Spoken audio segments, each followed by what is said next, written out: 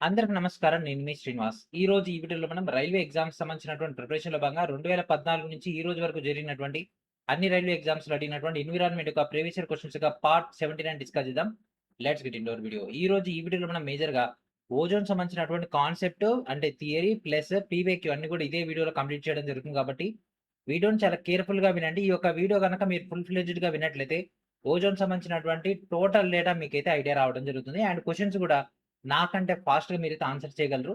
ఈ యొక్క ఓజోన్ అనేటటువంటి డేటా అనేది మనకి ఎన్విరాన్మెంట్ దాంట్లో మేజర్‌గా రావడం జరుగుతుంది కాబట్టి, కాంపిటేటివ్ ఎగ్జామ్స్ అయినటువంటి స్టేట్, సెంట్రల్ అన్నింటిలో కూడా మనకి ఒక టాపిక్ అనేది కనిపిస్తుంది కాబట్టి, let's focus in detail on this ozone. మరి ఇంకెందుకు ఆలస్యం వీడియోలోకి వెళ్ళిపోదాం. వెళ్ళిపోయే ముందు మీరందరూ ఏం చేయాలి? మీ యొక్క అద్భుతమైనటువంటి హస్తాలతోటి లైక్ అనేటటువంటి బటన్ ఆడ కనిపిస్తుంది గదా! దాన్ని ఒకసారి కొట్టేయండి. అండ్ దాంతో పాటు ఎవరైతే ఇంకా ఛానెల్‌ని సబ్స్క్రైబ్ చేయలేదో వాళ్ళందరూ కూడా ఛానెల్‌ని సబ్స్క్రైబ్ చేయండి. So, this is our new channel Srinivas make academy channel. And లేటెస్ట్‌గా హైప్ అనేటటువంటి పాయింట్స్ కూడా యూట్యూబ్ అయితే అందుబాటులోకి తీసుకురావడం జరిగింది గదా! ఈ యొక్క హైప్ పాయింట్స్‌ని కూడా మన యొక్క వీడియోస్‌కి ఇచ్చేయండి. ఇక లేట్ చేయకుండా కంటెంట్‌లోకెళ్ళిపోదాం. ఓకే. సో, కంటెంట్‌లోకెళ్ళిపోయే ముందు ఫస్ట్ అసలు ఈ యొక్క ఓజోన్ అంటే ఏంటిది? ఓకే. అసలు ఈ యొక్క ఓజోన్ అంటే ఏంటి? అసలు ఎట్లుంటది ఓజోను? ఏ రంగులో ఉంటది? ఓకే. ఓజోన్ అనేది లేత నీలి రంగులో ఉండేటటువంటి ఒక వాయు పదార్థం. ఓకేనా? ఇదొక వాయువు ఏ రంగులో ఉంటదంటే లేత నీలి రంగులో ఉంటది. ఓకే. ఇది దేనికి సంబంధించినటువంటి డేటా అంటే ఇది ఆక్సిజన్ సంబంధించినటువంటి ఇదొక అల్లోట్రోప్. ఓకేనా? ఆక్సిజన్ సంబంధించినటువంటి అల్లోట్రోప్. ఓకే. సో, ఆక్సిజన్ సంబంధించినటువంటి అల్లోట్రోప్. అయితే దీని ఒక రూపం ఏ విధంగా మనం తీసుకుంటామంటే ఆక్సిజన్ సంబంధించిన దాన్ని O2 అని తీసుకుంటే, ఓజోన్ మనం O3 అని తీసుకోవడం జరుగుతుంది. ఇది ఎట్లా ఫార్మ్ అవుతుంది సార్ అంటే O+O2గా మనకిక్కడ స్ట్రక్చర్ అయ్యి O3 అయినటువంటి ఓజోన్ రూపంలోకి రావడం జరుగుతుంది. సో, ఇది ఎక్కడ ఉంటుంది సార్ అంటే ఇది మనకు భూమి పైన రెండో పొర అయినటువంటి స్ట్రాటోస్ఫియర్‌లో ఓజోన్ పొర ఉండడం జరుగుతుంది. ఓకే. దీనివల్ల మనకేమైనా కలిగే లాభం ఏమైనా ఉందా అంటే యెస్. సూర్యుడి నుంచి వచ్చేటటువంటి కిరణాలలో అత్యంత శక్తివంతమైనటువంటి కిరణాలైనటువంటి ultra violet B and C అంటే మనకి ఒక అతినీలలోహిత కిరణాలలో బి మరియు సి అనేటటువంటి టైప్స్ యాక్చువల్‌గా ఏబీసీ అనేటటువంటి ఉంటాయి. ఏ అనేది మన యొక్క భూమికి వస్తుంది. బీసీ అనేటటువంటిది ఒక ఓజోన్ పొర అనేది నివారణ చేయడం జరుగుతుంది భూమి మీదకి రాకుండా. దానివల్ల మనకు అదొక రక్షణ పొర లెక్క బిహేవ్ చేయడం జరుగుతుంది. ఓకేనా? ఇది ఎక్కడ ఉంటుంది? స్ట్రాటోస్ఫియర్‌లో ఉంటుంది. సో, భూమికి ఆనుకునేటటువంటి పొర ఏంటిది? ట్రోపోస్ఫియర్. ఓకేనా? సో, ఈ యొక్క పొరను మొట్టమొదటిసారిగా ఎవరు కనిపెట్టిర్రు? ఓకే. పొర ఉంది. గుడ్. దీన్ని ఎవరు కనిపెట్టారంటే మొట్టమొదటిసారిగా చార్లెస్ ఫాబ్రీ అండ్ హెన్రీ బుయిసన్ అనేటటువంటి శాస్త్రవేత్తలు దీన్ని కనిపెట్టారు. ఓకే. మరి ఒక పొర ఏ విధంగా బిహేవ్ చేస్తుంది? వాటికి సంబంధించినటువంటి ధర్మాలను ఎవరైతే వివరించారంటే దట్ ఈస్ జేఎంబి డాప్సన్ అనేటటువంటి శాస్త్రవేత్త. ఓకే. ఇదంతా బానే ఉంది. ఇప్పుడు మనం పాల యొక్క సాంద్రతను కనుక్కోవడానికి లాక్టోమీటర్‌ని వాడతాం. టెంపరేచర్‌ని కనుక్కోవడానికి థర్మామీటర్‌ని వాడతాం. ఓజోన్ కొలవడానికి ఏమన్నా పరికరాలు ఉన్నాయా? Any instruments is there. ఏదన్నా ఇన్‌స్ట్రుమెంట్స్ ఉన్నాయా? యెస్. వీటికి కూడా కొన్ని ఇన్‌స్ట్రుమెంట్స్ ఉన్నాయి. వాటిని మనం డాప్సన్ స్పెక్ట్రోఫోటోమీటర్ అని, ఫిల్టర్ ఓజోనోమీటర్ అని, టోటల్ ఓజోన్ మ్యాపింగ్ స్పెక్ట్రోమీటర్ అనైతే పిలవడం జరుగుతుంది. ఓకేనా? ఈ 3 రకాలైనటువంటి ఇన్‌స్ట్రుమెంట్స్ అనేవి ఉండడం జరుగుతుంది. ఓకేనా? మరి ఒక భూ ఉపరితలం పై నుంచి 50 కిలోమీటర్ల ఎత్తు వరకు ఉన్నటువంటి మొత్తం ఓజోన్ మందాన్ని మనం ఇక్కడ ఏమని పిలుస్తామనంటే టోటల్ కాలమ్ ఆఫ్ ఓజోన్ అనైతే అనడం జరుగుతుంది. యాక్చువల్‌గా మరి ఓజోన్ దేంట్లో కొలుస్తారని అంటే పరికరాల గురించి చెప్పినాం. మరి ఏమైనా ప్రమాణాలు ఉంటాయా సార్ వీటికి సెపరేట్‌గా అంటే యెస్. వీటికి కూడా సెపరేట్ ప్రమాణాలుంటాయి. వాటిని మనం డాప్సన్ అనేటటువంటి ప్రమాణాలతో మనమైతే కొలవడం జరుగుతుంది. ఈ విధంగా కొలిచేటటువంటి సాంకేతికతని మనం అంహెయిర్ టెక్నిక్ అని అయితే అనడం జరుగుతుంది. అంహెయిర్ టెక్నిక్. ఓకే. సో, ఇక టెక్నిక్ అనైతే అనడం జరుగుతుంది. ఓకేనా? మరి ఒక ఓజోన్ వల్ల కలిగేటటువంటి లాభం ఏంటిది? ఒకటి మనం ఆల్రెడీ అనుకున్నాం. సూర్యుడి నుంచి వచ్చేటటువంటి ఏదైతే యూవీబీ, యూవీసీ అనేటటువంటి ultra violet B, ultraviolet C అనేటటువంటి దాన్ని మనం ప్రొటెక్ట్ చేస్తాము. అల్ట్రా వయలెట్ ఏ ఏంది సార్ అంటే అది డైరెక్ట్ మన యొక్క భూమి మీదకొస్తది. అది రావడం వల్లే మనకు ఆ యొక్క కాంతి అదంతా కూడా మనకు కనిపిస్తది. అండ్ దాంతో పాటు ఇంకేం చేస్తది సార్ అంటే ఇది మనకు టెంపరేచర్‌ని తగ్గిస్తుందన్నమాట. సూర్యుడి నుంచి వచ్చేటటువంటి డైరెక్ట్ టెంపరేచర్‌ని కంట్రోల్ చేయడానికి, తగ్గించడానికి అండ్ తిరిగి మళ్ళా స్పేస్‌లోకి పంపించడానికి ఇది హెల్ప్ చేస్తుంది. ఓకే. అంత బానే ఉంది దీని గురించి. మరి అసలు ఈ టాపిక్ ఎందుకు మనం చదువుకుంటున్నాము? అసలు ఓజోన్ ఎందుకు చదువుకోవాలి అంటే, ఓజోన్ అనేది రోజు రోజుకి క్షీణిస్తుంది. అంటే ఏమవుతుంది? ఓజోన్ అనేది డిప్లీటింగ్ జరుగుతుంది. కాబట్టి మనకు ఏదైతే హెల్ప్ చేస్తుందో అది నష్టపోతున్నప్పుడు దాని రక్షణ గురించి మనం వర్కౌట్ చేయాలి గదా! కాబట్టి దాని గురించి మనం ఇప్పుడు డీటెయిల్‌గా డిస్కస్ చేస్తాం. మనం ఎందుకు చదువుతున్నామంటే ద రీజన్ ఈస్ ఏంటిది? ఓజోన్ యొక్క పొర అనేది క్షీణించడం జరుగుతుంది. ఓకేనా? సో, దీన్ని మనం ఓజోన్ డిప్లెక్టింగ్ అనేటటువంటి ప్రాసెస్ అంటాము. అండ్ ఈ యొక్క ఓజోన్ సన్నగా అవ్వడానికి లేదా తగ్గిపోవడానికి దాని యొక్క మందం తగ్గిపోవడానికి గల కారణమైనటువంటి పదార్థాలని ఓజోన్ డిప్లీటింగ్ సబ్స్టెన్సెస్ అనేది అనడం జరుగుతుంది. ఓడిఎస్. ఓకే.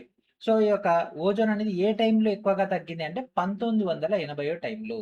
ఎప్పుడైతే ఇండస్ట్రియలైజేషన్ ఇవన్నీ జరిగినాయో అప్పుడు మనకి ఎక్కువగా ఈ యొక్క ప్రాసెస్ అనేది అయింది. అంటే ఎక్కువ కెమికల్స్ అనేవి విడుదల అవ్వడం, దానివల్ల ఎక్కువగా ఏం జరిగిందంటే ఓజోన్ అనేది దాని యొక్క మందాన్ని తగ్గించుకోవడం జరిగింది. ఓకే. ఓజోన్ పొర క్షీణతకు ప్రధాన కారణం ఏంటిది? Chloro ఫ్లోరో carbons. ఏంటిదండి? సీఎఫ్‌సిస్. ఓకేనా? Chloro ఫ్లోరో carbons. ఓకే. ఇవి ఎక్కడి నుంచి వస్తాయి సార్ మనకు? మనకు ఫ్రిడ్జ్‌లు, ఏసీలు, aerosol cans, plastic foam and అదేవిధంగా కంప్యూటర్స్ నుంచి ఇవన్నీ అయితే విడుదలైతే అవ్వడం జరుగుతుంది. ఇవన్నీ విడుదలయ్యి వాతావరణంలో ఎటువంటి మార్పు చెందకుండా డైరెక్ట్‌గా ఏం చేస్తాయి? స్పేస్‌లో ఉన్నటువంటి ఒక ఓజోన్ లేయర్ దగ్గరికెళ్ళి దాన్ని క్షీణింపజేస్తాయి. దానిలో క్షీణింపజేసేటటువంటిది మెయిన్ ఏంటిదంటే క్లోరిన్. క్లోరిన్ అనేటటువంటిది మెయిన్‌గా దీంట్లో ఇంపాక్ట్ అయితే చూపిస్తుంది. ఒక క్లోరిన్ పరమాణువు అనేది స్పేస్‌లో 2 ఇయర్స్ దాకా ఉంటదండి. 2 ఇయర్స్ దాకా ఉండి ఏం చేస్తుంది? స్ట్రాటోస్ఫియర్‌లో ఉన్నటువంటి ఓజోన్‌ని క్షీణింపజేస్తుంది. ఓకేనా? పరిశ్రమలు, ఎరువుల కర్మాగారాల నుంచి విడుదలయ్యేటటువంటి నైట్రోజన్ ఆక్సైడ్స్ కూడా ఓజోన్‌ను క్షీణింపజేస్తాయి. అండ్ దాంతో పాటు మంటలను ఆర్పడానికి ఉపయోగించేటటువంటి బ్రోమిన్ అనేది క్లోరిన్ కంటే కూడా ఇంకెక్కువగా డేంజరస్‌గా మారి ఓజోన్ అయితే ఇంకా డిప్లెక్షన్ అయితే చేయడం జరుగుతుంది. క్లోరినే డేంజర్ రా నాయనా అంటే ఇక బ్రోమిన్ ఇంకా డేంజర్. ఓకే. అండ్ దాంతో పాటు బట్టలను, లోహాలను శుభ్రపరచడానికి ఉపయోగించేటటువంటి టెట్రా క్లోరైడ్స్ కూడా ఓజోన్‌ని క్షీణింపజేస్తాయి. అండ్ దాంతో పాటు మేజర్‌గా ధ్రువ స్ట్రాటోస్ఫియరిక్ మేఘాలు ఏదైతే ఉంటాయో, అవి కూడా ఓజోన్ క్షీణతకు కారణం అవ్వడం జరుగుతుంది. ఓకే. సో, ఈ యొక్క కారణాలవన్నిటి వల్ల స్పెక్ట్రోఫోటోమీటర్, బెలూన్ ఉపయోగించి చేసినటువంటి కొన్ని రకాల ప్రయోగాల వల్ల ఎక్కడైతే ఆర్క్టిక్ ఉంటుందో, ఆర్క్టిక్ వలయం దగ్గర ఓజోన్ పొర పలచబడినట్టు మనకు 1980 టైం నుంచి యూరోప్ దగ్గర కూడా 8% క్షీణించినట్లు మనకైతే వివరాలైతే రావడం జరిగింది.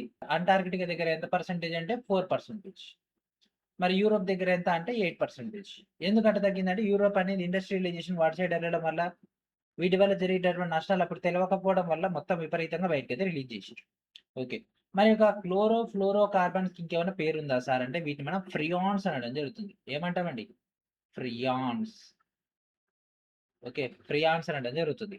మరి ఇవి అత్యధికంగా స్థిరత్వాన్ని కలిగి ఉంటాయి, విషరహితంగా ఉంటాయి, హానికరంగా ఉంటాయి. కానీ మనకు ఏమైతుందంటే ఇది అట్మాస్ఫియర్‌లో 40 సంవత్సరాల నుంచి 150 సంవత్సరాల వరకు అందుబాటులో ఉంటాయి. ఎక్కువగా మనకి బయటకొస్తది. మరి అకార్డింగ్ టు ఆర్&డీసీ టాపిక్ ప్రకారంగా అంటే ఇంకా ఇన్ డెప్త్‌కెళ్ళిపోతే మనకు ఎక్కువ డేంజర్ అండ్ ఎక్కువ యూజ్ చేసేది సీఎఫ్‌సి-12 అండి. ఆర్&డీసీ దాంట్లో మనం డిస్కస్ చేసుకున్న రిఫ్రిజిరేషన్ అండ్ ఎయిర్ కండిషనింగ్ దాంట్లో. దీంట్లో R12 అనేటటువంటి మోడల్ అనేది రిఫ్రిజిరెంట్‌గా ఉంటుంది. ఓకేనా? సో, ఈ యొక్క refrigerant very very dangerous. And దాంతో పాటు మనం ఇక్కడ బ్రోమిన్ అనుకున్నాం గదా! ఇది క్లోరిన్ కాబట్టి ఫ్లోరో కార్బన్స్ అని అంటారు. మరి బ్రోమిన్ ఉంటే బ్రోమో, ఫ్లోరో కార్బన్స్ అనడం జరుగుతుంది. ఏమంటారు? బ్రోమో, ఫ్లోరో కార్బన్స్ ఎంటైర్ టాపిక్ ఇక్కడ మనం కంప్లీట్ చేసేద్దాం. ఇంకో గంట పెట్టినా పర్వాలేదు.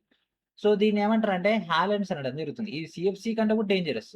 వీటిని ఎక్కడ యూజ్ చేస్తారంటే మంటలను ఆర్పడానికి యూజ్ చేస్తారు. ఓకే. మరి దీనివల్ల ఏమన్నా ప్రమాదం మనిషి పైన పడుతుందా అంటే యెస్. మానవ జాతి పైన గాదు, సమస్త జీవజాతి పైన దీని యొక్క ప్రభావం పడతది. సో, దీనివల్ల ఏమవుతుందంటే ఓజోన్ పొర యొక్క మందం అనేది తగ్గినట్లయితే ఆటోమేటిక్‌గా ఏదైతే ఈ యొక్క సూర్యుడి నుంచి వచ్చేటటువంటి కిరణాలు ఇక్కడ ఆగిపోతున్నాయి గదా! ఆగిపోకుండా డైరెక్ట్ మళ్ళా భూమి మీదకొస్తాయి. ఇంతకుముందొచ్చేది 1% ఇది ఇప్పుడది 3%కి అయింది. సో, దానివల్ల ఏమవుతుంది ఆటోమేటిక్‌గా భూమి యొక్క టెంపరేచర్ పెరుగుతుంది. అండ్ దాంతో పాటు భూమి పైన ఉండేటటువంటి కొన్ని రకాలైనటువంటి గ్యాసెస్ వల్ల ఏమవుతుంది? అది ఇక్కడనే హీట్ అనేది స్ట్రక్ అయిపోవడం జరుగుతుంది. దానివల్ల గ్లోబల్ వార్మింగ్ అనేది జరుగుతుంది. ఓకే.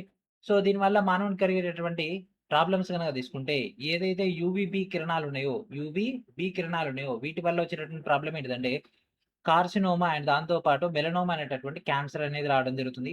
రక్తనాళాల్లో రక్త ప్రవాహం పెరుగుతది. దానివల్ల ఏమవుద్ది? చర్మం అనేది ఎర్రగా మారి బొబ్బలనేవి వస్తాయి.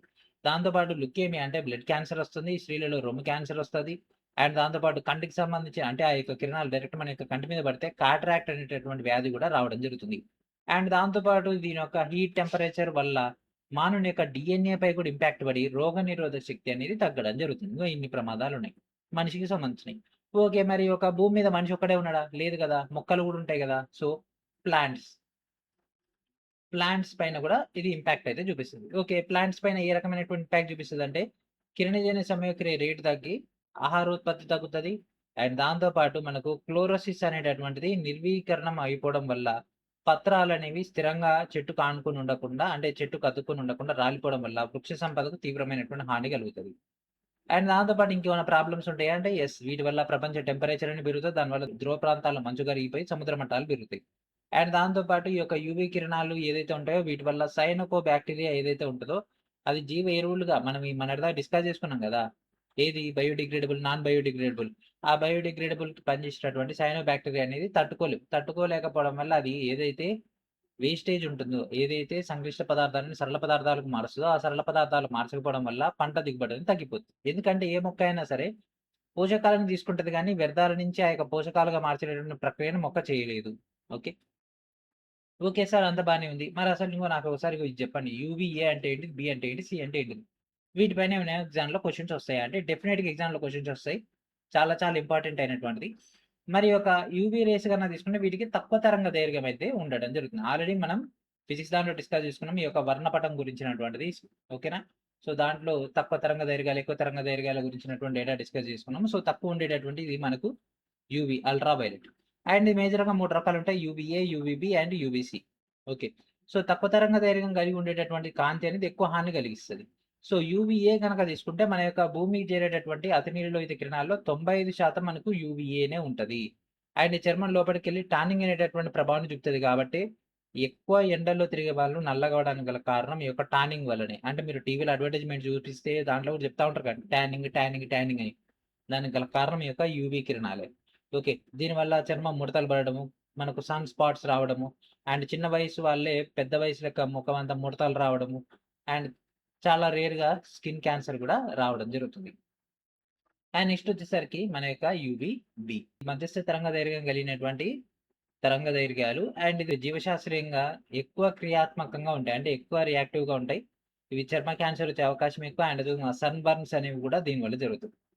ఇక తక్కువ ధైర్యంగా ఉండేది యూవీ కిరణాలలో యూవీసీ. ఓకే. ఏంటిదని యూవీసీ. యూవీసీ గనక తీసుకున్నట్లయితే ఇది ఏం చేస్తుంది మేజర్‌గా ఓజోన్ అయితే దీన్ని గ్రాస్ప్ చేసుకుంటది.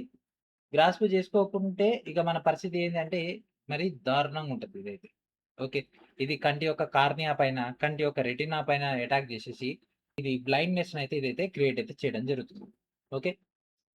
అండ్ ఇది మన కృత్రిమంగా ఏమన్నా క్రియేట్ అయితాయా? యూవీ కిరణాలు గనక తీసుకుంటే యెస్. ఇవి మెర్క్యూరీ దీపాల నుంచి, వెల్డింగ్ టార్చుల నుంచి విడుదలైతాయి. కాబట్టి ఎప్పుడైతే వెల్డింగ్ చేస్తారో అటువైపు మనం చూడకూడదు. అటువైపు చూస్తే ఏమైంది మనకు కొద్దిసేపు అంధత్వం అయితే రావడం జరుగుతుంది. అట్లా. ఓకే. అండ్ మరి ఒక ఓజోన్ పర్యవేక్షణ గురించినటువంటి డేటా ఇదంతా మనం ఓకే. ఇప్పటివరకు ఓజోన్‌కి సంబంధించి నష్టాలు చూసినాం. మరి ఈ యొక్క ఓజోన్ గురించి ప్రపంచ దేశాలు ఏమైనా చేస్తున్నాయా? అంటే యెస్. ఫస్ట్ వచ్చేసరికి world meteorological organisation. Okay. World meteorological organisation. So, ఇదొచ్చేసరికి మనకు జెనీవాలో ఉంది. అండ్ స్విట్జర్లాండ్‌లో. అండ్ నెక్స్ట్ వచ్చేసరికి world weather watch. World weather watch వచ్చేసరికి ఇది దీని కింద పనిచేస్తది. అండ్ నెక్స్ట్ వచ్చేసరికి ఐజీఓఎస్ఎస్. సో, ఇది integrated global ocean services systems. ఇది కూడా డబ్ల్యూఎంఓ కిందనే పనిచేస్తది. అండ్ దాంతో పాటు జీసీఓఎస్. సో, జీసీఓఎస్ గనక తీసుకున్నట్లయితే గ్లోబల్ క్లైమేట్ అబ్జర్వింగ్ సిస్టమ్. ఇది కూడా వరల్డ్ మెటీరియాలజికల్ ఆర్గనైజేషన్ కిందనే పనిచేయడం జరుగుతుంది. ఓకే. అండ్ ఈ యొక్క సీఎఫ్‌సీస్ ఉపయోగించడానికి చాలా రకాలైనటువంటి ప్రొటెక్షన్స్ మనమైతే తీసుకోవాలి. అండ్ దాంతో పాటు సీఎఫ్‌సీస్ అండ్ ఓజోన్ పొర పరిరక్షణకు సంబంధించినటువంటి ప్రొటెక్టివ్ మెజర్స్ గనక తీసుకున్నట్లయితే సీఎఫ్‌సీస్‌ని మనం మాక్సిమం వాడకూడదు. ఒకవేళ వాడినా చాలా తక్కువ క్వాంటిటీలోనే ఇంపార్టెంట్ సిట్యుయేషన్స్‌ని బట్టి మనమైతే యూజ్ చేసుకోవాల్సి ఉంటుంది. వాటి బదులుగా హైడ్రోకార్బన్స్‌ని, అమ్మోనియా వంటి ఆల్టర్‌నేటివ్ వైపు వెళ్ళాల్సి ఉంటుంది. అండ్ అదేవిధంగా ధ్వని ఉపయోగించి నీటిలో ఉన్నటువంటి క్లోరోఫ్లోరోకార్బన్స్‌ని మనం విచ్ఛిన్నం చేయవచ్చు గూడా.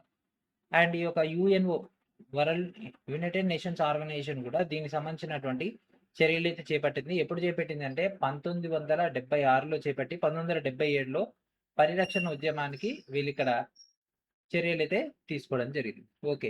సో, దీంతో పాటు మనకు జరిగినటువంటి మెయిన్ ఇన్సిడెంట్స్ గనక తీసుకుంటే ఒకటి వియన్నాకు సంబంధించినటువంటి కన్వెన్షన్ 1985లో వచ్చింది. ఇది ఓజోన్ పరిరక్షణకు సంబంధించింది. ఇండియా గూడా దీంట్లో భాగస్వామి. ఏంటిది Vienna convention. And next one of the most famous one that is Montreal protocol. Montreal protocol మనకు 1987 సెప్టెంబర్ 16న రావడం జరిగింది. ఓకేనా. సో దీని బేస్ పైన మన సెప్టెంబర్ 16 ఓజోన్ డేగా మనం అయితే జరుపుకుంటాం. మాంట్రియల్ ప్రోటోకాల్ అనేది మనకు అప్పుడు రావడం జరిగింది. అండ్ ఇది అమల్లోకి వచ్చిందేమో 1989 జనవరి 1 నుంచి. సో దీని యొక్క ముఖ్యమైనటువంటి ఉద్దేశ్యం ఏంటిదంటే ఓజోన్ పొరను కాపాడడం. అంటే ఓజోన్‌ను విచ్ఛిన్నం చేసేటటువంటి పదార్థాలను ఉత్పత్తి గాని, వాటి యొక్క వినియోగాన్ని గాని తగ్గించడం లేదా ఆపివేయడం దీని యొక్క ప్రధానమైనటువంటి లక్ష్యం.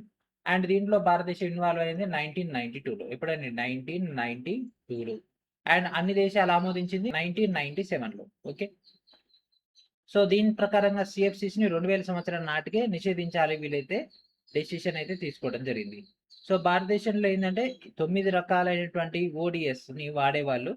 ఇప్పుడు ప్రెజెంట్ దాంట్లో 8 యొక్క ఉత్పత్తి ఆపేసిర్రు. హైడ్రో, క్లోరో, ఫ్లోరో కార్బన్స్ ఆపివేయడానికి ఈ షెడ్యూల్ కూడా రూపొందించారు ఆ టైంలో. ఓకే. అండ్ ఈ యొక్క మాంట్రియల్ ప్రోటోకాల్ ప్రకారంగానే మనకు సెప్టెంబర్ 16ని ప్రపంచ వాతావరణ సంస్థ ఏం చేసిందంటే ఓజోన్ దినోత్సవంగా ప్రకటించింది. అండ్ దీంతో పాటు the last one that is Kigali agreement. Kigali agreement 2016లో వచ్చింది. ఓకే. సో ఇది మాంట్రియల్ ప్రోటోకాల్‌కి సంబంధించినటువంటి సవరణ ఒప్పందం ఇది. ఇది ఎక్కడ జరిగిందంటే రువాండా రాజధాని అయినటువంటి కిగాలిలో జరిగింది కాబట్టి దీన్ని మనం కిగాలి ఒప్పందం అని అంటాం. ఇది గ్లోబల్ వార్మింగ్‌కు కారణమైనటువంటి హెచ్ఎఫ్‌సీల యొక్క ఉత్పత్తి, వినియోగాన్ని ఆపివేయడం. దాని ఫలితంగా 2100 సంవత్సరానికి 0.4 డిగ్రీల యొక్క ఉష్ణోగ్రతను తగ్గింపని దీని యొక్క ప్రధానమైనటువంటి డేటా. అండ్ ఇది ఎప్పుడు అమల్లోకి వచ్చింది సార్ అంటే 2019లోకి అమల్లోకి వచ్చింది. ఎప్పుడు? జనవరి 1. అండ్ ఇది లీగల్లీ బైండింగ్ అగ్రీమెంట్ అన్నమాట. ఈ యొక్క కిగాలి అగ్రీమెంట్ అనేది. ఓకే. అండ్ ఇది మనకు ప్రపంచ దేశాలను 3 భాగాలు చేస్తుంది. సో బేస్ లైన్ మొదటి దశ, రెండో దశ అంటే చివరి దశ దేశాలకు సంబంధించినటువంటి డేటా. సో అభివృద్ధి చెందినటువంటి దేశాలు యూఎస్ఏ, యూకే, EU ఉన్నాయి. అభివృద్ధి చెందుతున్నటువంటి దేశాల్లో చైనా, బ్రెజిల్ ఉంది. అండ్ గ్రూప్ 3లో గనక తీసుకుంటే భారత్, పాకిస్తాన్, ఇరాన్ లాంటి దేశాలైతే దీంట్లో ఉండడం జరిగింది. ఓకే. సో ఇది మనకున్నటువంటి మెయిన్ ఓజోన్ సంబంధించినటువంటి ఎంటైర్ డేటా. ఇక మనం లేట్ చేయకుండా ఏం చేద్దామండి క్వెషన్ సాల్వ్‌లోకి వెళ్ళిపోదాం. క్వెషన్ సాల్వ్‌లోకి వెళ్ళిపోతే మీరు నాకన్నా ఫాస్ట్‌గా ఆన్సర్ చేస్తారు. And here is our first question. Which of the following human activities contribute to ozone layer depletion? ఓకేనా. ఈ కింది మానవ కార్యకలాపాల్లో ఏది ఓజోన్ పొర క్షీణతకు దోహదం చేస్తుంది? ఏది చేస్తుంది చెప్పండి. ఫాస్ట్‌గా చెప్పాలి. ఓకే. ఓజోన్ పొర క్షీణతకు కారణం అవుతుంది ఏంటిది? నీటిని సంరక్షించడం. నీటిని సంరక్షించినంత మాత్రాన మనకి ఇదైద్దా? కాదు. సీఎఫ్‌సీ ఆధారిత రిఫ్రిజిరెంట్లు మరియు స్ప్రే క్యాన్‌లను ఉపయోగించడం. యెస్. సో ఇవన్నీ కూడా స్ప్రే క్యాన్‌లు సీఎఫ్‌సీ‌సిగో ఇది మేజర్ అయింది. R12 అనేది. సో ఇవన్నీ ఏం చేస్తాయి? ఓజోన్ పొర క్షీణతకు కారణం అవుతాయి. కాబట్టి ఆన్సర్ ఏంటిదండి? ఆప్షన్ ఏంటిది? Option B is our answer. ఈ కింది వాటిలో ఏది వాతావరణంలోని ఓజోన్ పొరకు గణనీయమైనటువంటి నష్టాన్ని కలిగిస్తుంది? ఏంటిదండి? Chloro, ఫ్లోరో కార్బన్‌లు సీఎఫ్‌సీస్ methane, oxygen, carbon dioxide ఇవి కాదు ఇదే. సో ఆన్సర్ ఏంటిది? Option A is our answer. So ఇవి యూవీ కిరణాల ద్వారా విచ్ఛిన్నమైనప్పుడు స్ట్రాటోస్ఫియర్‌లో క్లోరిన్ ఏదైతే ఉంటుందో అది ఓజోన్ పైన అటాక్ చేస్తుంది. ఓజోన్ ఏర్పడడానికి అధిక శక్తి కలిగినటువంటి అతినీలలోహిత కిరణాల ద్వారా ఈ కింది వాటిలో ఏ అణువు అనేది విచ్ఛిన్నం అవుతుంది? ఓకేనా. సో ఏ అణువు అనేది విచ్ఛిన్నం అవుతుందండి? ఓజోన్ అంటేనే O3 అంటే ఏముంటది ఆడ? ఆక్సిజనే కదా! కాబట్టి ఇదే answer. Option A is our answer. So ego UVA భూమి దగ్గరకొస్తే యూవీబీ ఇక్కడనే ఆగిపోతే యూవీసీ. వాతావరణం యొక్క ఉన్నత స్థాయిల్లో కింది వాటిలో ఏది భూమి ఉపరితలాన్ని అతినీలలోహిత వికిరణం నుంచి కాపాడుతుంది? ఏది కాపాడుతుందండి? ఓజోనే కదా! సో ఒకసారి మనం కాన్సెప్ట్ విన్నామంటే ఫాస్ట్‌గా అయిపోతాయి. ఫటాఫట్. ఓకే.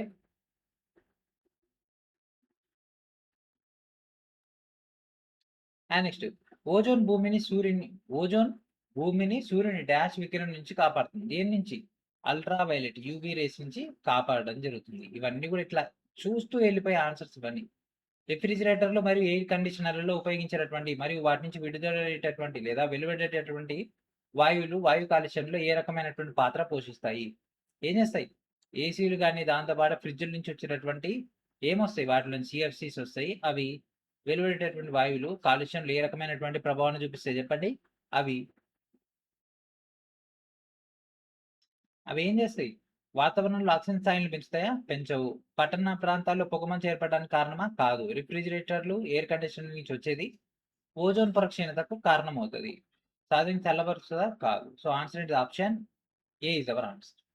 1980 టైంలో వాతావరణంలో ఓజోన్ పరిమాణంలో వచ్చినటువంటి తీవ్రమైనటువంటి తగ్గుదలకు ఈ కింది వాటిలో ఏ కృత్రిమ రసాయనం కారణమైంది? సో 1980 దశకంలో మనకొచ్చినటువంటి ప్రధానమైనటువంటిది that is chlorofluorocarbons CFCs వల్లనే కదా ఓజోన్ పొర పలసగైంది. ఇగో ఓజోన్ లేయర్ ఇక్కడ ఉంటది ఇట్లా. పలసగవడం వల్లనే మనకి ఒక ప్రాబ్లమ్స్ రావడం జరిగింది. పర్యావరణ వ్యవస్థకు సంబంధించి కింది ప్రకటనలు ఏది సరైంది లేదా ఏవి సరైనవి?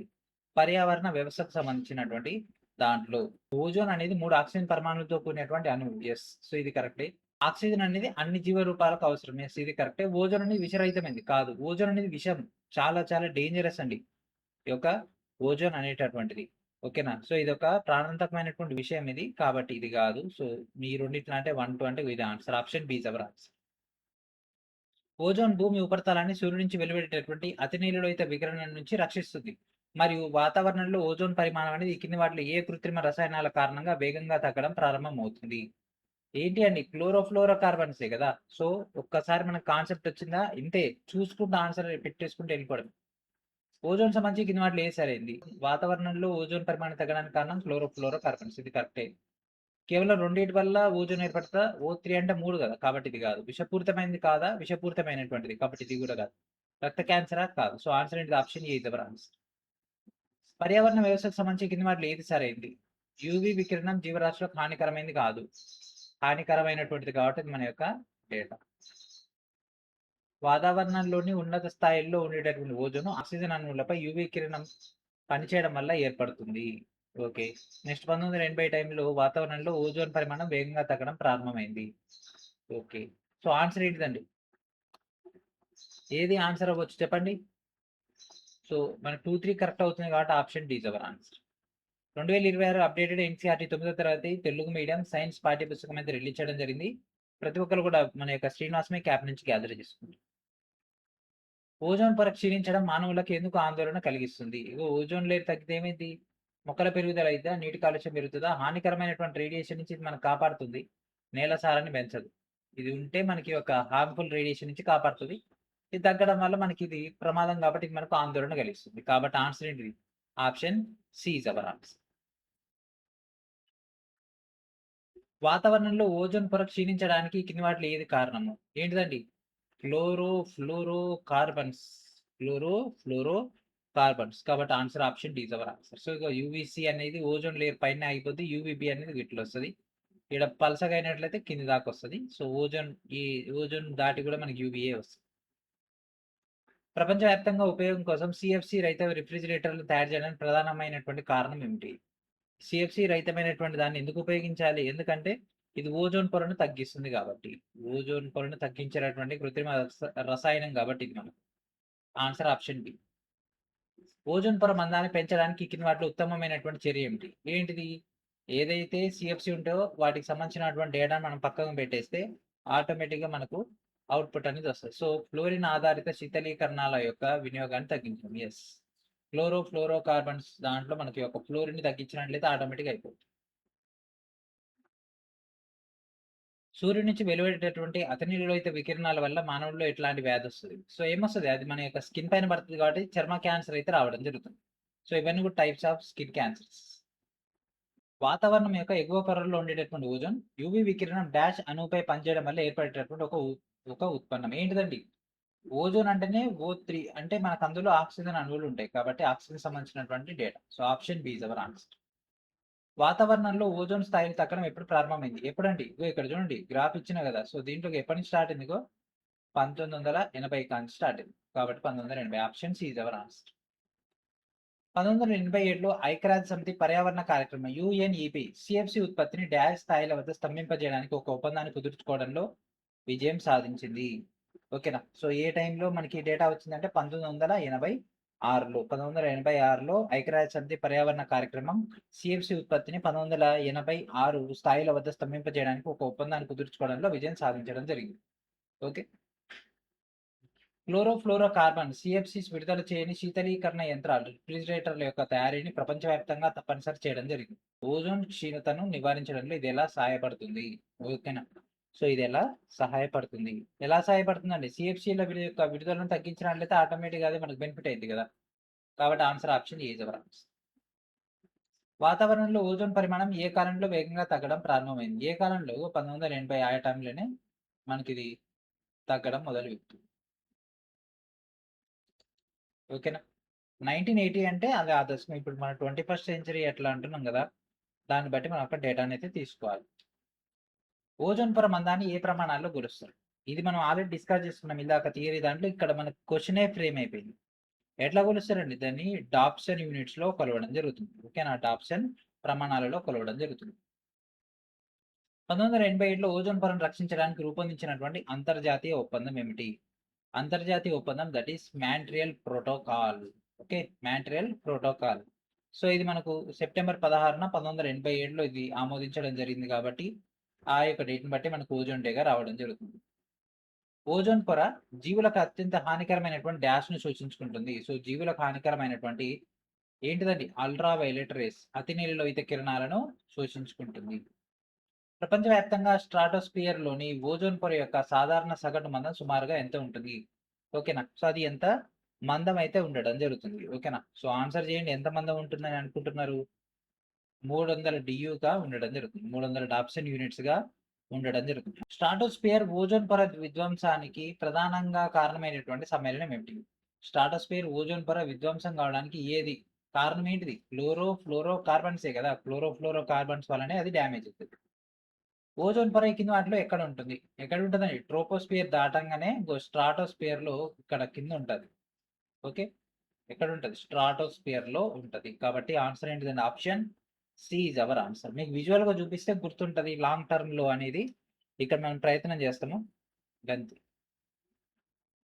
మాంట్రియల్ ప్రోటోకాల్‌పై సంతకం చేసినటువంటి సందర్భాన్ని పురస్కరించుకొని ఈ కింది వాటిలో ఏ రోజును పాటిస్తారు? మాంట్రియల్ ప్రోటోకాల్ పైన వచ్చింది మనకు ఓజోన్ డే అండి. సెప్టెంబర్ 16వ తేదీన మనకిక్కడ జరుపుకోవడం జరుగుతుంది. అంతర్జాతీయ ఓజోన్ పొర సంరక్షణ దినోత్సవంగా. అంతర్జాతీయ ఓజోన్ దినోత్సవంగా దాన్నైతే మళ్ళా మనం పిలుస్తాం. ఓజోన్ క్షీణింపజేసేటటువంటి పదార్థాల యొక్క వినియోగాన్ని తగ్గించడానికి ప్రత్యేక నియంత్రణ వ్యూహాల కింద ఆమోదించబడినటువంటి ప్రపంచ ఒప్పందం ఏమిటి? ఏంటిదండి? ఓజోన్ అనంగా మనకు గుర్తుకు రాలే. ఓ మాతాజీ ఏంటిది? ఓ అంటే ఓజోన్, మా అంటే మాంట్రియల్ ప్రోటోకాల్. మాంట్రియల్ ప్రోటోకాల్ యొక్క ప్రధాన లక్ష్యం ఏమిటి? మాంట్రియల్ ప్రోటోకాల్ అంటే ఏంటిది? ఓజోన్. యాడ ఓజోన్ కనపడితే అదే మన యొక్క ఆన్సర్. ఇదే ఓజోన్. ఓజోన్ కనిపించింది. అంతే.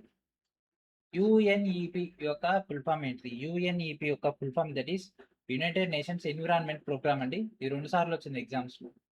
25/8/2022 షిఫ్ట్ 3లో వచ్చింది. ఈ కింది రసాయన సమూహాల్లో ఏది ఓజోన్ పొరను దెబ్బతీస్తుంది? ఏది తీస్తుంది? యాంటీ మైక్రోబియల్, తర్వాత క్లోరోఫ్లోరో కార్బన్స్, ఫినైల్ అరోమాటిక్. ఏంటిది? Chlorofluorocarbons. యుఎన్ఈపి ఇగో ఇది గ్రూప్ డిలో వచ్చింది 16/9 అదేమో 25/8. ఏంటి? United Nations environment Programme. Option D is our answer. ఈ కింది వాటిలో ఓజోన్ ద్వారా ఏది ఆక్సీకరణం చెందదు? ఓకేనా? ఓజోన్ ద్వారా ఆక్సీకరణం చెందనటువంటిది మనకు పొటాషియం పర్మాంగనేట్ KMnO4. KMnO4 ఇది మనకు విడిపోయినప్పుడు K+గా MnO4- విడిపోతది. సో, మనకి ఇక్కడ ఆక్సీకరణం అనేది ఉండదు. ఓకేనా? ఓజోన్ పొర జీవులకు ప్రయోజనకరమైనటువంటిది. ఎందుకు? ఇప్పటిదాకా మనం అదేగా డిస్కస్ చేసుకున్నటువంటిది. ఎందుకంటే సూర్యుడి నుంచి వెలువడేటటువంటి హానికరమైనటువంటి అతి నీలలోహిత కిరణాల నుంచి రక్షణ కల్పిస్తుంది కాబట్టి. ఓజోన్ పొరలో రంధ్రం ఏర్పడడానికి కారణమైనటువంటి కాలుష్య కారకం ఏమిటి? ఇగో CFC. ఇంతే పేపరు. ఇంతే ఈజీ. ఒక్కసారి మనకు కాన్సెప్ట్ వచ్చిందా డెడ్ ఈజీ. ఏంటిదండి డెడ్ ఈజీ? మనం ఏంది అంటే మొత్తం తెలుసుకోక అంటే థియరీ చదవకుండా క్వెషన్స్ చూడడం వల్ల ప్రాబ్లమ్స్ వస్తాయి. అందుకే ఫస్ట్ థియరీ చదవాలి. ఆ తర్వాత క్వెషన్ చూడాలి. ఓజోన్ క్షీణతకు కారణం కానిది ఏంది? ఇంగో ఇట్లాంటి కొద్దిగా బెనిఫిట్. ఇట్లాంటి క్వెషన్స్‌కి మనకు డిస్కస్ చేసుకోవాలి. సో, మనకిక్కడ సోడియం సిలికేట్ అనేది కారణం కాదు. మిథైల్ బ్రోమైడ్ గాని, మిథైల్ క్లోరోఫార్మ్ గాని, హాలోజన్ గాని. హాలోజన్స్ అయినా, క్లోరోఫార్మ్స్ అయినా, తర్వాత మిథైల్ బ్రోమైన్ అయినా ఇది మనకు హానికరం అయితే అవ్వడం జరుగుతుంది. ఓకేనా? ఓజోన్ క్షీణతకు కారణమైనటువంటి పదార్థాల ఉద్గారాలను నియంత్రించడానికి ఏ అంతర్జాతీయ ఒప్పందంపై సంతకం చేశారు? ఓజోన్ అంటే మనం కళ్ళు మూసుకొని పెట్టాల్సింది మాంట్రియల్ ప్రోటోకాల్. ఓకే. తయారీలో టెట్రాక్లోరోమీథేన్‌ను ప్రధానంగా దేనికి ఉపయోగిస్తారు? టెట్రాక్లోరోమీథేన్‌ను అంటే దేని తయారీ దాంట్లో ఉపయోగిస్తారంటే, ఏరోజాల్స్ యొక్క ప్రొపెల్లెంట్స్‌కి, శీతలీకరణమైనటువంటి పదార్థాలకి అంటే రిఫ్రిజిరేటర్‌లకి, ఏరోజాల్ ప్రొపెల్లెంట్స్‌కి ఉపయోగించడం జరుగుతుంది. ఏరోజాల్ ప్రొపెల్లెంట్లు మరియు ఎయిర్ కండిషనింగ్ వ్యవస్థలు ఉపయోగించడానికి పారిశ్రామిక ఉత్పత్తిలో ప్రధాన ఉత్పత్తిగా వాయువు ఉపయోగిస్తారు. ఏంటిదని? ఫ్రియాన్స్. ఫ్రియాన్ 12 అనేది ఉపయోగించడం జరుగుతుంది. ఓకేనా? ఇది డైఫ్లోరో మీథేన్ అని కూడా దీనైతే పిలవడం జరుగుతుంది. దీని యొక్క ఫార్ములా ఏంటిది? CCl2F2. Okay. So CCl2F2. Refrigeration ప్లాంట్ల నుంచి వాతావరణంపై ఫ్రియాన్ల విడుదల వల్ల కలిగినటువంటి ప్రాథమికమైనటువంటి పర్యావరణ ప్రభావం ఏంటిది? ఏమైందండి? ఓజోన్ లేయర్ బొక్కబడుతుంది. స్ట్రాటోస్ఫియర్‌లో ఓజోన్ తగ్గిపోద్ది కాబట్టి అంతే. ఒక్కసారి చూస్తే ఖతం. డెడ్ ఈజీ ఇదంతా మీకైతే. చూడండి ఇగో రీసెంట్ క్వెషన్ చూడండి. ఇగో గ్రాడ్యుయేట్ CPT 1 ఇక్కడ ఏం చేసిండు? ఇగో లేటెస్ట్ డేటాని తీసుకొచ్చి పెట్టేసిండు. ఐఐటీ పాయింట్ ఆఫ్ వ్యూలో డేటాని ఫ్రేమ్ చేసిండు. ఓకేనా? భారతదేశ వ్యవసాయాన్ని ప్రభావితం చేసేటటువంటి ఒక కీలక సమస్యగా ఉపరితల ఓజోన్ కాలుష్యం ఆవిర్భవించిందని ఇండియన్ ఇన్స్టిట్యూట్ ఆఫ్ టెక్నాలజీ చెందినటువంటి centre for ocean, river, atmospheric and land sciences తన యొక్క పరిశోధనలో కనుగొన్నది. సో ఇది చేసినటువంటిది ఐఐటి ఖరగ్పూర్ అండి. సో ఈ యొక్క వ్యవసాయాన్ని ప్రభావితం చేసేటటువంటి కీలక సమస్యగా ఉన్నటువంటి ఈ యొక్క డేటా అనేది మనకి యొక్క ఐఐటి ఖరగ్పూర్ అయితే ఇవ్వడం జరిగింది. డాష్ ఉద్గారాలను నియంత్రించడానికి మాంట్రియల్ ప్రోటోకాల్ పై సంతకం చేశారు. మాంట్రియల్ అంటే మనకు గుర్తుకు రావాల్సింది ఒక్కటే, ఓజోన్. ఓజోన్ అంటే మనకు ఫ్లోరో కార్బన్స్. ఇచ్చిన ఎంపికల నుంచి ఓజోన్ క్షీణత యొక్క దీర్ఘకాలిక ప్రభావాల్లో చేర్చలేనటువంటిది, అంటే ఓజోన్ యొక్క ప్రభావం ద్వారా మనకు రానటువంటిది ఏంటిది? ఏమైతే చెప్పండి? చర్మ క్యాన్సర్ వస్తది, మొక్కల పెరుగుదల తగ్గుతది, జలచరాల ఉత్పత్తి తగ్గుతది, ఆక్సిజన్ వినియోగం పెరుగుతదా? పెరగదు. కాబట్టి ఇదే answer. Option A is our answer. ఎందుకంటే ఇది దానికి సంబంధించింది కాదని అడిగింది కాబట్టి ఇది దానికి సంబంధించినటువంటిది కాదు. అంతర్జాతీయ ఓజోన్ దినోత్సవం ఎప్పుడు? సెప్టెంబర్ 16. ఎందుకు? మాంట్రియల్ ప్రోటోకాల్ అప్పుడే వచ్చింది కాబట్టి. ఈ కింది వాటిలో ఏది ప్రధానంగా ఓజోన్ పొర క్షీణత కారణమవుతుంది? ఏంటిది? ఫ్లోరో కార్బన్స్. చూసినారు కదా కాన్సెప్ట్ ఎంత ఈజీగా ఉంటుందో. ఓకే. సో చెప్పి నా నోరు పోతుంది కానీ ఏమన్నా వేరైటీ ఉందా? ఏం లేదు. ఫ్లోరో కార్బన్ నుంచి విడుదలయ్యేటటువంటి ఏ వాయువు ఓజోన్ పొరకు హానికరము? ఏంటిదని హానికరమైనటువంటిది? క్లోరిన్.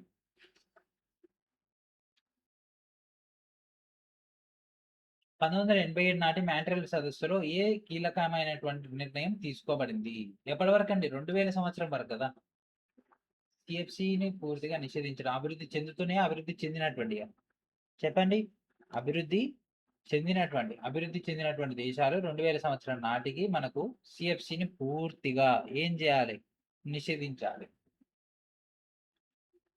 CFC ఉత్పత్తిని 1986 స్థాయిల వద్ద స్తంభింపజేయడానికి అంటే నిలిపివేయడానికి సంబంధించినటువంటి ఒక ఒప్పందాన్ని కుదుర్చుకోవడంలో ఐక్యరాజ్య సమితి పర్యావరణ కార్యక్రమం ఏ సంవత్సరంలో విజయం సాధించింది? ఇదే క్వశ్చన్ రివర్స్ అడిగిండు ఇందాక, ఇక్కడనే డైరెక్ట్ అడిగిండు. అది 1987. 86లో జరిగితే ఆ యొక్క దాన్ని బట్టి వీళ్ళు ఇక్కడ కన్సిడర్ చేస్తూ పెరగొద్దని పెట్టింది 87కి. United Nations environment programme. Ozone పొర మందాన్ని దేంట్లో కొలుస్తారు? ఇది కూడా మళ్ళీ రిపీట్ క్వశ్చన్. ఏంటిదంటే డాప్సన్ యూనిట్స్ లో కొలవడం జరుగుతుంది. ఎంత ఉంటుంది? 300 డాప్సన్ యూనిట్స్ దాకా ఉండడం జరుగుతుంది. ఈ ప్రకటనలో ఏది సరైంది? ఓకే. అన్ని చదవండి. ఆమ్ల వర్షన్లో మనకు ఆక్సిజన్, ఓజోన్ 2 ప్రధానమైనవి కాదు. ఇదేంటిది? సల్ఫర్ డయాక్సైడ్, నైట్రోజన్ ఆక్సైడ్ అవి కావాలి. ఓజోన్ క్షీణతకు ఓజోన్ రంధ్రానికి ప్రధాన కారణం ఫ్లోరో కార్బన్. ఎస్. CFC కారణం కాదు. ఇది కాదు. DDT జీవ నియంత్రణ ఇది కాదు. ఓజోన్ పొర దేంతో ఏర్పడింది? దేంతండి? O3 అంటే ట్రై కదా. ట్రై ఆక్సిజన్ అంటే 3 ఆక్సిజన్లు. ఓజోన్ రంధ్రం ప్రతి సంవత్సరం వసంత కాలంలో డాష్ ప్రాంతంలో ఏర్పడుతుంది. ఎక్కడ ఏర్పడుతుంది? ధృవాల వద్ద ఏర్పడుతుంది. ఇక్కడ మనకు ఆర్క్టిక్, అంటార్క్టిక్. సో ఇక్కడ మనకు అంటార్క్టిక్ ఇచ్చిన కాబట్టి అంటార్క్టిక్. సో ఆన్సర్ ఏంటి? Option A is our answer. అంటార్క్టికాలో ఓజోన్ రంధ్రం ఈ కింది వాటిలో ఏ కాలంలో స్పష్టంగా కనిపిస్తుంది? అంటే మనకు వసంత కాలంలో కనిపిస్తుందండి. వసంత కాలం అంటే స్ప్రింగ్ టైంలో మనకు కనిపిస్తుంది ఈ యొక్క ఓజోన్ రంధ్రం అనేది స్పష్టంగా. భూమి యొక్క వాతావరణంలో ఓజోన్ 2 ప్రాంతాల్లో కనిపిస్తుంది. భూమి ఉపరితలం వద్ద వాతావరణం యొక్క ఎగువ ప్రాంతాల్లో. ఎగువ వాతావరణంలోని ఓజోన్ భూమిని సూర్యుని హానికరమైనటువంటి కిరణాల నుంచి రక్షిస్తుండగా భూమిపై ఉండేటటువంటి ఓజోన్ ఈ కింది వాటిలో దీనిలో ప్రధాన భాగము. ఓకే. సో దీంట్లో స్మాగ్‌లో ఉంటది. అందుకే మనకు డేంజర్ అండి. ఓజోన్ అనేది చాలా చాలా డేంజర్ అయినటువంటిది. అది స్ట్రాటోస్ఫియర్‌లో ఉంటేనేమో మనకు హెల్ప్ చేస్తది. అది దాటి కింద ఉంటది కదా! అది డేంజర్. సో ఇట్లా మొత్తం ఇదే స్మాగ్ వస్తది. అందుకే చాలా హెల్త్ ప్రాబ్లమ్స్ వస్తాయి.